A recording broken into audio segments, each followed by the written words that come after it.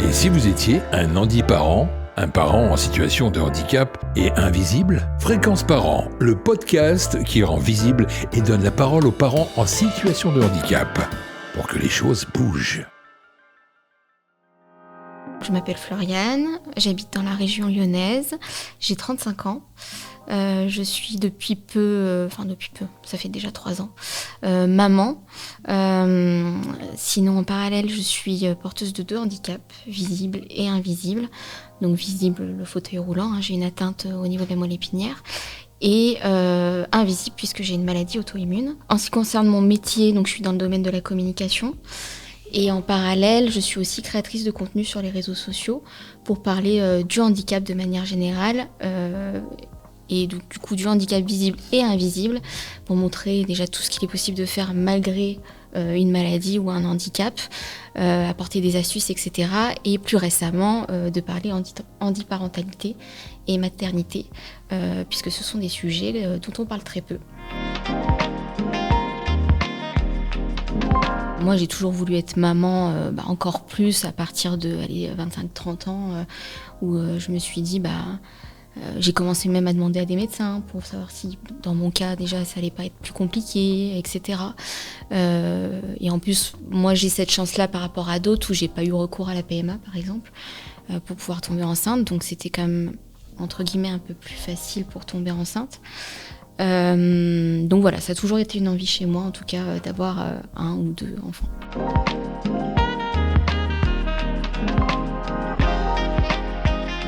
Alors mon entourage, mes amis, ma famille, tout ça, aucun problème de ce côté-là.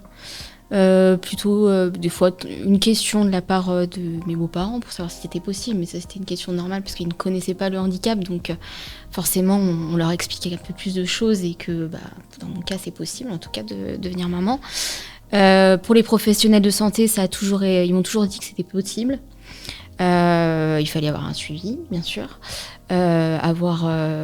Être bien suivi dans un bon hôpital pour lorsque je serai enceinte. Et puis voilà, en fait. Mais non, j'ai jamais eu d'avis négatif, en tout cas, sur ce sujet-là, à ce moment-là, en tout cas, avant la grossesse. Alors, je me suis posé des questions que je ne pensais jamais me poser. Alors moi, j'ai su déjà très tôt que j'étais enceinte, au bout de 4-5 semaines. J'ai eu des symptômes tout de suite de grossesse, les mauvais symptômes d'ailleurs, les envies de vomir et les vomissements. Et en fait, j'étais suivie, moi, à l'époque, par une gynéco en cabinet privé. Et donc elle m'avait dit on va faire une échographie comme ça, mais de contrôle, c'est pas obligatoire, mais pour vérifier qu'il n'y ait pas de grossesse extra-utérine, par exemple, des choses comme ça pour se rassurer, mais on ne verra pas grand-chose, forcément, à 4-5 semaines, on ne verra pas grand-chose. Donc j'y suis allée toute seule, parce que j'avais dit, moi, Damien, on verra rien, de toute façon, c'est vraiment quelque chose pour se rassurer. Et j'étais sur la table d'auscultation, et cette gynécologue, et là, je dirais les mots, vraiment mot pour mot, m'a dit « Oh merde, c'est pas possible ». Et là, je commençais à me décomposer. J'ai jamais vu ça, c'est pas possible. Et je lui dis, mais qu'est-ce qui se passe? Et donc je commence à me décomposer, elle me dit, là pour vivre des obstacles, vous en vivez un. Y en a qui sont pas foutus d'en vivre un seul, mais vous en vivez. Je fais, mais qu'est-ce qui se passe? Elle me dit, y a 2 poches. Et donc je lui dis, comment ça 2 poches? Et elle me dit, des jumeaux. Donc voilà, donc j'ai dit ok, c'est pas non plus une mauvaise nouvelle en soi. Enfin, sur le coup, c'est que ça marche très bien chez moi. Mais je me décomposais quand même, vu sa réaction. Et puis elle me disait, mais de toute façon, ne vous inquiétez pas, ça se trouve, il y en a un qui tiendra pas sur les 2 dans le mois qui vient, voilà. Donc ok, et elle me dit de toute façon on se revoit dans 2-3 semaines, je veux vous voir, et puis là vraiment il faut que vous soyez suivis tout de suite à la Croix-Rousse, donc l'hôpital vraiment qui est conseillé sur Lyon quand on a une grossesse particulière. Et mais il faut que je vous revoie, et puis ça se trouve, vous inquiétez pas, le deuxième, il y en a un des 2 qui tiendra pas. Ok, donc je repars de là. J'appelle en fait d'abord ma maman parce que c'est mon premier réflexe. Je dis mais en fait comment je vais faire Tout de suite, elle m'a dit félicitations, ma fille, ça marche très bien chez toi. Et en fait, j'étais entre deux.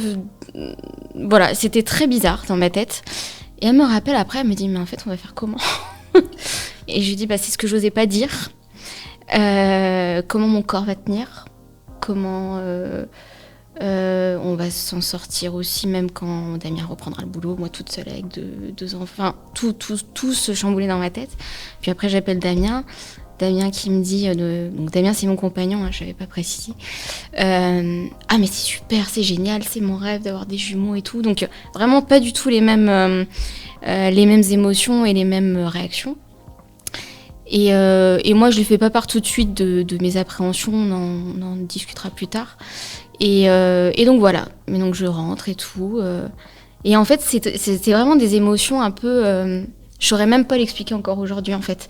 De joie, mais en même temps d'appréhension énorme, en fait. Et surtout pour mon corps, en fait. De savoir si mon corps, en fait, allait bien s'en remettre après une grossesse gémellaire. Si la prématurité, parce que déjà on a plus de risques de prématurité quand même quand on est en fauteuil roulant, déjà à la base. Donc si en plus il y a une grossesse gémellaire, c'est quand même 2 fois plus de risques, etc., etc. Donc plein de choses. Et pour l'organisation après. Donc voilà, j'ai eu... et en fait au niveau professionnel, j'ai pas eu un super accompagnement en fait de ce côté-là. Des bonnes réactions tout de suite de la part de ma gynéco, j'y suis plus jamais retournée d'ailleurs. Je suis suivie ailleurs maintenant, même aujourd'hui. Et au final, en fait, petit à petit, je me suis renseignée, je me suis dit il faut quand même que je sois suivie déjà à la Croix-Rousse, que je demande plus d'infos là-dessus sur le sujet, que j'essaye de voir aussi s'il y a d'autres mamans qui ont eu une grossesse gémellaire dans mon cas. J'en trouvais pas. Donc j'ai pris un rendez-vous au planning familial à la Croix-Rousse et pour poser les bonnes questions, voir quelle solution il y avait, parce que je voulais pas avoir recours à un IVG, enfin voilà. Mais en même temps j'avais très peur, je demandais des avis à mes médecins, MPR, etc. Et moi ils m'avaient dit que forcément il y avait plus de risques dans mon cas à moi, que je vais mettre plus de temps à m'en remettre physiquement, plus de risques de prématurité forcément, et après ça restait mon choix. Et en fait moi je me suis vraiment renseignée toute seule parce qu'on m'a donné aucune clé, et du coup j'ai vu qu'il y avait l'option de la réduction embryonnaire. Alors normalement ça se fait que pour les grossesses de triplé, quadruplé, etc. Ou quand y a la maman qui a un gros risque pour sa santé lors de sa grossesse, mais pas pour des grossesses gémellaires. Mais je me suis renseignée, etc. Et puis là, ils m'ont dit, on va vous prendre un rendez-vous avec une spécialiste en périnatal, service anténatal, pour discuter de ce sujet-là, et vous verrez bien. Donc j'ai eu un premier rendez-vous avec elle, et elle m'a expliqué, alors elle a eu des mots très durs, pourquoi vous recommencez pas tout, vous faites un IVG, et puis vous retombez enceinte, et puis vous prenez pas la tête, quoi. Et j'ai dit, mais là, docteur, j'ai dit, la question, c'est déjà, je ne sais même pas si je pourrais retomber enceinte, j'en sais rien, hein, des fois, ça peut ne pas arriver. Et de 2, si je peux en garder un en bonne santé, c'est ma priorité, en fait. Donc, s'il y a cette possibilité-là, je la prends, en fait. Et donc là, après, on a fait une échographie, etc. Et ça a été vraiment le parcours du combattant pendant jusqu'à la 12e semaine même 13e semaine de grossesse, parce qu'il fallait qu'ils en discutent avec d'autres spécialistes, etc. Il fallait qu'ils aient des preuves comme quoi pour moi c'était plus risqué, etc. Et une semaine avant la fin de mon premier trimestre de grossesse, ils m'ont enfin dit oui. Alors ça a été une décision quand même très difficile pour moi à prendre, et même au niveau du couple, parce que lui il aurait aimé en regarder 2, mais il a dit de toute façon si c'est une question de santé, ça se pose pas, et il va falloir prendre cette décision. Mais voilà, la décision a été très très dure. Les médecins ont quand même été assez durs au niveau des mots parfois. L'acte a été dur aussi. Mais voilà, et après ça a entraîné quand même beaucoup de contractions, j'ai eu quand même une grossesse assez compliquée, donc c'est quand même un acte pas anodin, donc voilà, et c'est pour ça sûrement que j'ai aussi accouché prématurément à 32 semaines. Donc voilà un peu comment ça s'est passé au début. Mais ça a été une grossesse pas de tout repos.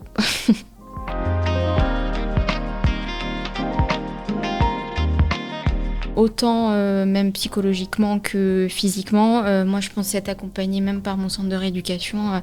Pas du tout. Moi, je pensais que j'allais avoir un soutien kiné aussi. J'ai même pas vu mes rhumatologues. J'étais en train de leur courir après. J'ai enfin réussi à avoir mon rhumato au 6e mois de grossesse parce que j'avais des douleurs monstres. Pour le voir juste pour un rendez-vous. Alors qu'au début, il m'avait dit, vous inquiétez pas, la grossesse c'est magique, votre corps il oublie la douleur, etc. Et puis peut-être que ça reviendra après. Pour moi, pas du tout. En fait, j'ai vu personne durant ma grossesse, mis à part des gynécologues. Pour le bébé. Pour la maman, personne. Et en fait, c'est là que je vois alors c'est important, hein, la santé du bébé est ultra importante.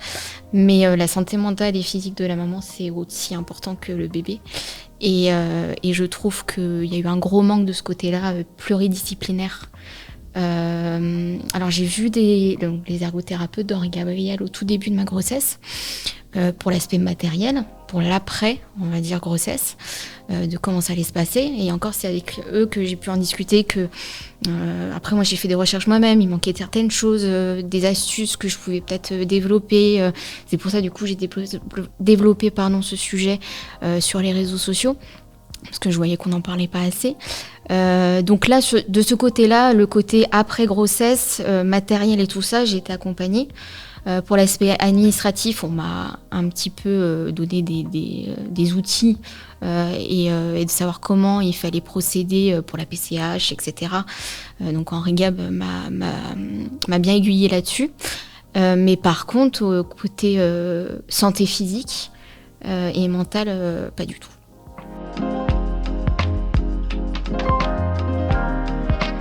Alors déjà, ma fille n'est pas retournée tout de suite à la maison puisqu'elle était préma. Donc il y a eu tout le côté prématurité et aussi accessibilité en néonatologie. Voilà comment on pouvait adapter les choses pour que je puisse m'occuper de ma fille aussi quand je la voyais. Alors il faut savoir déjà, la Croix-Rousse, moi c'était prévu, césarienne programmée sous anesthésie générale. Si j'arrivais à terme, ma chambre était prévue. Normalement, déjà, on a la chance dans la ville comme Lyon, donc cet hôpital dispose en fait de 2 chambres PMR avec tout ce qu'il faut pour apprendre les premiers gestes avec bébé et avec des ergothérapeutes d'ailleurs. Je n'ai pas eu cette chance-là puisque ma fille est née prématurée et en fait donc cette chambre-là n'était pas disponible en cas d'urgence. Ce qui est dommage parce que les urgences ça arrive à tout le monde.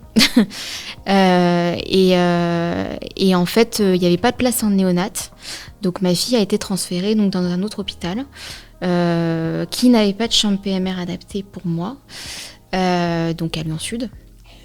Et donc, moi, j'ai dit, en fait, quand j'ai percé la poche des os, en fait, c'était un mercredi soir aux urgences. Ils m'ont dit, dès qu'on a fait les injections de corticoïdes, dans les 24 heures, on peut lancer la césarienne. Et là, j'ai dit, non, si vous n'avez pas de place en néonat, moi, je tire les dents, je tiens le coup et j'attends. Et je veux attendre. Donc, j'ai eu des contractions monstres pendant 5 jours. Donc tout le week-end, du mercredi au lundi inclus. Et le lundi, ils m'ont pas laissé le choix, ils m'ont dit on n'a toujours pas de place en néonat. Mais on va lancer la césarienne parce que vous souffrez trop. Et votre fille sera transférée à Lyon Sud. Donc à mon réveil, je l'ai vue peut-être 1 minute à tout casser dans sa couveuse. Et donc elle a été transférée à Lyon Sud. Et en fait, la condition pour que je puisse la rejoindre, c'est que je sois complètement autonome, puisqu'ils n'avaient pas le temps de s'occuper de moi en tant que patiente. Donc j'étais plutôt en tant qu'accompagnatrice de mon enfant, parce que j'avais pas été opérée à Lyon Sud. Et donc, et c'était pas des vraies chambres PMR. En fait, à Lyon Sud, ils n'ont pas vraiment de chambre PMR en maternité. Donc c'était un peu compliqué en niveau logistique. En plus, en ayant eu une césarienne, je souffrais quand même pas mal. Et donc en fait le mercredi matin, donc moins de 24 heures après la césarienne, la kiné est venue voir si j'arrivais à être autonome pour une douche toute seule, pour aller aux toilettes toute seule, faire mes sondages, faire tout toute seule. Ce qu'une maman, même valide, ne pourrait pas faire après une césarienne, au bout de 5 jours. J'y suis arrivée. Et donc, j'ai pu être transférée à Lyon Sud le jour même. Et j'ai pu voir ma fille enfin. Donc voilà. Et en fait, le lendemain, elle a été retransférée dans un autre hôpital, donc à la HFME, parce qu'elle avait des gros soucis de santé et ils suspectaient en fait la mucoviscidose. Et là, ils m'ont dit, soit vous restez à Lyon Sud parce qu'à la HFME, on n'a pas de chambre PMR disponible, prise par des personnes qui n'en ont pas besoin pour changer. Et puis, ou sinon, vous restez là pour vos soins de césarienne parce que vous en avez besoin. Sinon, la deuxième option, vous rentrez chez vous avec des soins infirmiers à domicile, mais vous faites attention à votre ventre, mais vous pourriez voir votre fille tous les jours, faire les déplacements toute seule. J'ai pris la deuxième option. Et on a fait les allers-retours pendant 1 mois. Donc j'ai bien serré les dents pour mon ventre pendant quand même la première semaine. Bonne nouvelle, pas de mucoviscidose. Au bout d'une semaine, le diagnostic est tombé. C'était de gros problèmes intestinaux parce que les premiers problèmes quand on a une mucoviscidose, c'est intestinaux. Donc voilà, et elle est restée donc 5 semaines en néonate. Et moi, j'ai eu 1 semaine en unité kangourou. Je sais pas si tu vois ce que c'est. Donc, c'est un petit peu l'entre-deux après la néonate quand le bébé va mieux. Et donc, j'étais hospitalisée avec elle 1 semaine, presque 10 jours, pour un peu créer enfin du lien avec ma fille. Et donc, m'occuper d'elle, apprendre les premiers gestes.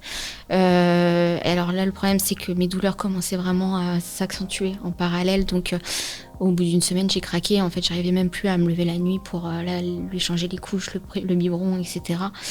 Donc, c'est que les sages-femmes ont compris parce que en fait, je n'osais pas demander de l'aide. Elles n'avaient pas l'habitude d'avoir des cas particuliers comme le mien. Et elles m'ont dit, mais si vous voulez, on vous la garde la nuit pour les 2 biberons de la nuit, comme ça vous vous reposez, et puis la journée, vous pouvez vous en occuper, quoi. Et là, j'ai soufflé les 3-4 derniers jours, parce que j'arrivais plus à me lever, quoi. Ma spondylarthrite me faisait trop mal. Et enfin, après le retour à la maison, ça s'est bien passé. Un peu d'appréhension, c'est normal, comme pour tout le monde, comme pour tout parent. Après, je pense qu'on avait bien cadré les choses au niveau matériel et au niveau tout ça, il nous manquait rien. Et puis voilà, après mon appréhension, c'est quand Damien a repris le travail à peu près une dizaine de jours après. Et puis parce que j'ai pas trouvé en fait d'aide humaine par la PCH, comme je suis pas dans Lyon même, je suis en agglomération, le secteur faisait que je n'ai pas trouvé d'aide humaine à ce moment-là, la PMI n'a pas trouvé pour moi, ni la métropole, enfin voilà, j'ai demandé, j'ai toqué à toutes les portes, sur le créneau. En fait, le problème c'est que je suis un peu entre 2 chaises, c'est-à-dire que je suis pas assez handicapée et peut-être, enfin voilà, ou pour pas avoir assez besoin d'une grande aide humaine. Parce que je suis quand même assez autonome et j'avais besoin que sur des horaires spécifiques vraiment pour la préparation du matin, pour voilà, et du coup c'était pour aller peut-être 2 heures dans la journée, en fait ça convenait pas pour Chassieux, ils trouvaient personne, donc au final je me suis débrouillée toute seule et avec mes parents, quoi. Bon, heureusement que je suis quand même de nature, on va dire, positive, etc. Ça va aller, on trouve toujours des solutions, on s'en sort toujours. Donc je me suis dit, de toute façon, on verra comment ça va se passer, quoi. C'est sûr que la première journée toute seule, je l'ai appréhendée, forcément, comme tout le monde. Et en fait, je me suis dit, waouh, je suis arrivée à me doucher, je suis arrivée à tout faire, je suis arrivée à m'occuper de la petite, tous les biberons, voilà, les 2 premiers jours, waouh, même la première semaine, j'arrivais même à me doucher, alors que je voyais d'autres mamans qui me disaient elles avaient des cheveux gras, etc., qu'elles n'arrivaient pas à se doucher, etc. Et je me suis dit, j'arrivais tout, mais en fait, en gros, je me posais jamais quand elle dormait. Et je faisais les repas, je faisais tout. Et en fait, au bout d'1 semaine, j'arrivais plus à me lever la nuit, les douleurs encore plus hautes que d'habitude, plus fortes. l'inflammation, enfin tout ça. Le matin, j'arrivais même plus à me lever. Mes parents ont dû même un peu nous aider, prendre de temps en temps. Donc du coup, on prit un peu plus tôt que pour d'autres parents la petite la nuit pour nous soulager. Parce que Damien, il travaillait aussi, il était claqué et que tenir une nuit complète tout seul alors qu'il bossait le lendemain, c'était compliqué aussi. Donc il a beaucoup compensé aussi les premiers mois parce que moi, j'arrivais plus à me lever. Donc voilà, en fait, j'ai trop fait d'un coup. Et moi, le problème, c'est que je fais trop, je m'écoute pas assez. Et puis après, mon corps, il me le fait payer.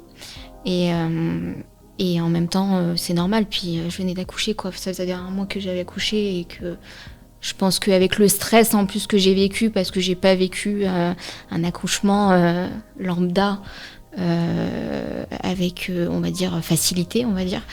Il y avait la fatigue qui s'accumulait et puis tout ce stress qui retombait aussi, quoi. Donc forcément, tout ça s'est ajouté et donc ça a été un peu l'hécatombe, quoi. J'ai fait ma demande de PCH, donc je l'ai envoyée avec l'extrait de naissance le jour de la naissance de ma fille. Et l'aide, toutes les aides qu'on peut avoir matérielles, financières, etc., je les ai reçues, donc j'ai accouché le 17 octobre, je les ai reçues en avril. Quelqu'un qui perçoit seulement une AAH, entre 900 et 1000 euros, avec le matériel qui est très onéreux, adapté, forcément c'est forcément plus onéreux, ne peut pas se payer tout ce matériel-là. Et donc du coup, doit attendre plus de 6 mois pour avoir une aide financière. Et là, ça, je trouve ça par contre très embêtant. Moi, ça va parce que j'avais un travail, j'avais un salaire qui tombait, etc. Et pendant mon congé maternité. Mais et puis j'ai un compagnon, je suis pas toute seule. Mes parents peuvent m'aider aussi un petit peu. Mais sinon, quelqu'un qui est tout seul, je sais pas comment il fait. Et dans les grandes villes, c'est tout le temps comme ça. Et encore apparemment, c'était court comme délai. Ça, je comprends pas par contre. Parce que du coup, pour se payer une aide humaine, en attendant, on fait comment ? Donc il y a un pré-dossier, il y a juste à envoyer en fait l'acte de naissance le jour de la naissance, mais le dossier est fait en fait, la MDPH nous connaît, il est préétabli, donc au final, je comprends pas pourquoi il y a autant d'attentes en fait, parce que le dossier a été envoyé, moi j'ai accouché prématurément, mais ça change pas le problème, je l'ai envoyé j'étais au 4e mois, donc voilà, c'est ça, c'est le gros point d'interrogation, justement, de pourquoi ça a mis autant de temps alors que mon dossier était connu et j'avais juste à envoyer l'acte de naissance, en fait. J'ai la PCH parentalité, ça je l'ai eu, ça c'est sûr. Pour l'aide ménagère, malheureusement, même avant d'être enceinte, je n'y ai jamais eu le droit, c'est moi qui me la paye. Je suis pas assez handicapée pour en avoir le droit, malheureusement. Pourtant, faut pas faire un dessin quand même, il n'y a pas besoin de faire un dessin pour comprendre, mais non, du coup, je me la paye, moi, l'aide ménagère, en tout cas, toutes les semaines, depuis des années.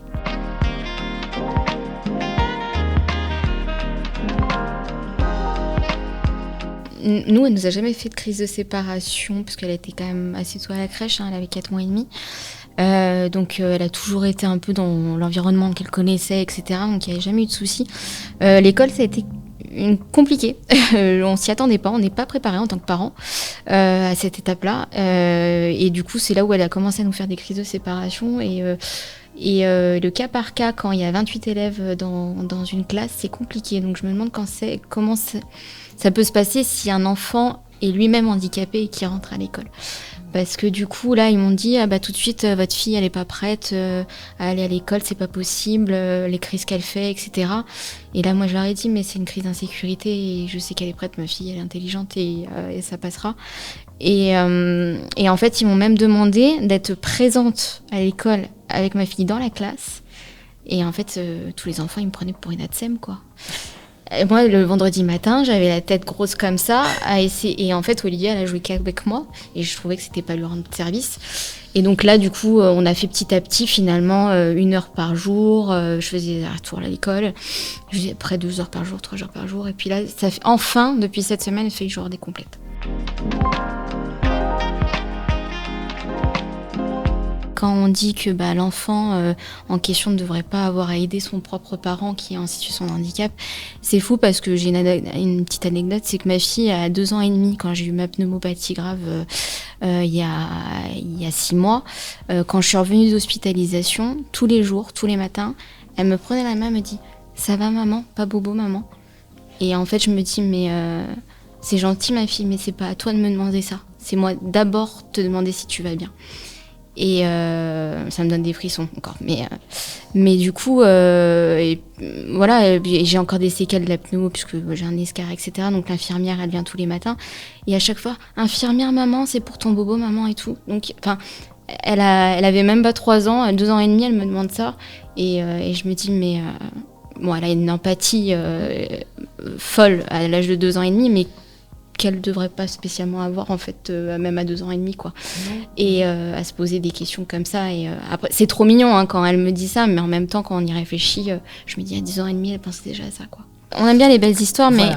Mais on voit pas le fond du problème en fait. C'est que à cet âge-là, ils ont besoin de légèreté, ils ont besoin de leur faire leur propre vie de jeunes enfants, jeunes adolescents, voilà, de faire des trucs comme tout le monde et pas forcément de s'occuper de leurs parents.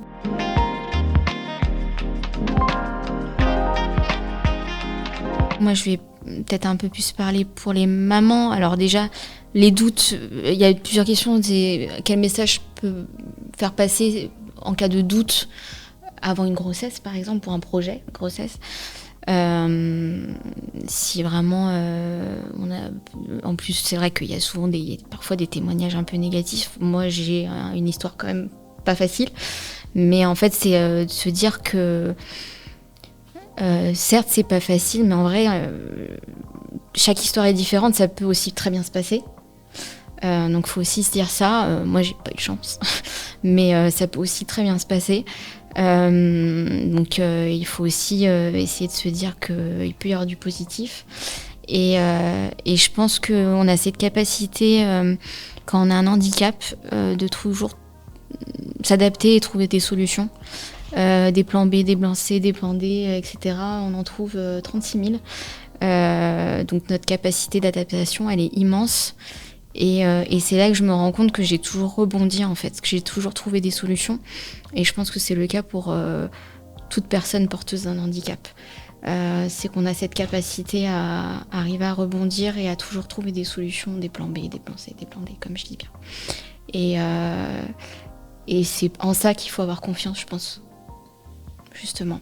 Mais du coup, que ce soit en projet ou pendant, parce que ça va pas, et voilà, je pense qu'il faut se dire ça, qu'on arrive... Généralement, on a quand même cette capacité à rebondir. Si j'avais un autre conseil, c'est peut-être de plus prendre les rendez-vous avec les spécialistes en amont pour la pré-grossesse. Tant pis si ça vient de nous-mêmes, si ça vient pas de notre centre de compétences MPR ou etc. Et que ça vient de nous, mais peut-être de le faire, de prendre les devants, de prévoir l'après en fait. Et de l'accompagnement, que ce soit au niveau de la kiné, de la MPR, des autres spécialités, moi ça a été de la rhumato, etc., ou du psy même. Peut-être de tout prévoir en amont, dans 9 mois, voilà, je prévois tous mes rendez-vous de suivi, de voir comme ça s'il y a besoin de rééducation, de faire un point complet. Et c'est peut-être ça que j'ai pas fait à l'avance, parce que je pensais que j'allais être plus accompagnée que ça, et pas avoir à le faire moi-même. Et donc c'est un peu un conseil, voilà, de se faire un carnet de route et un carnet de l'après, des rendez-vous, voilà, un peu important de suivi, quoi.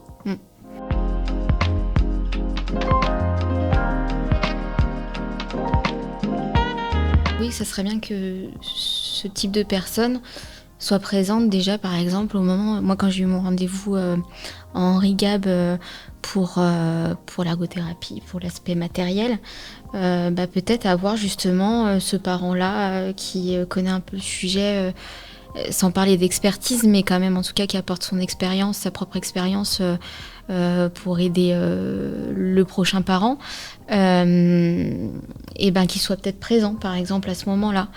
Après, ça peut être au moment, voilà, peut-être à plusieurs moments, plusieurs étapes, il y a après la grossesse, ou Après, je vois pas.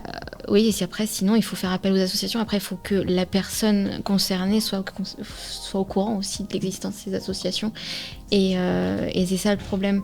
Mais même, par exemple, le rendez-vous en ergothérapie, faut être au courant que ça existe aussi, c'est pareil. Donc, moi, je savais parce que j'étais suivie là-bas en MPR, mais quelqu'un qui n'est pas suivi là-bas ne le sait pas. Donc, c'est vrai qu'il faudrait peut-être qu'aussi les gynécologues, même en cabinet privé, soient aussi peut-être plus informés sur le sujet et conseillent un petit peu plus.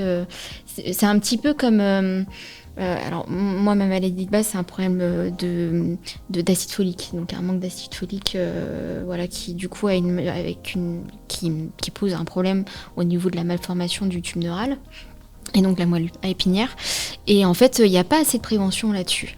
Et on ne dit pas qu'il faut prendre l'acide folique avant et pendant la grossesse, etc. On n'en parle pas assez. Ma gynéco m'en a jamais parlé. Et pourtant, je connais le sujet. Et donc c'est un petit peu le même sujet où justement que les gynécos de cabinets privés pourraient peut-être un petit peu, il faudrait des flyers ou je sais pas, sur le sujet du handicap.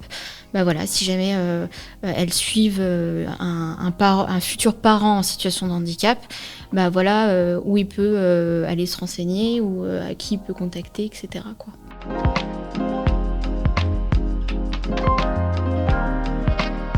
Il faut des témoignages. Et pour d'autres, qu'ils aient des exemples à qui se raccrocher.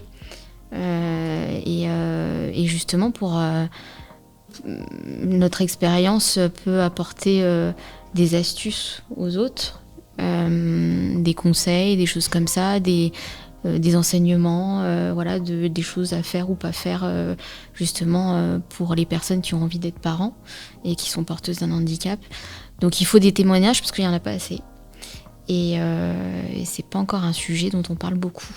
Et je pense que ça serait bien aussi que les professionnels de santé, que ce soit gynécologues, sages-femmes, etc., entendent aussi ce type de podcast de témoignages parce que ils croient souvent, parce qu'ils travaillent dans le monde hospitalier, ils connaissent le handicap. Mais en fait, c'est pas forcément le cas. Et du coup, je pense que c'est important aussi que les professionnels écoutent ce type de témoignages pour justement adapter leur discours et leur accompagnement en fonction de la personne qu'ils ont en face. Vous venez d'écouter Fréquence Parents. Alors si vous aussi êtes parent ou futur parent en situation de handicap, rejoignez le collectif Antiparentalité, un réseau de soutien et d'entraide entre pairs. Un podcast réalisé par Action Visible en partenariat avec la région Auvergne-Rhône-Alpes et les marques Azae et Dom Alliance, spécialistes des services à la personne et membres du groupe à domicile.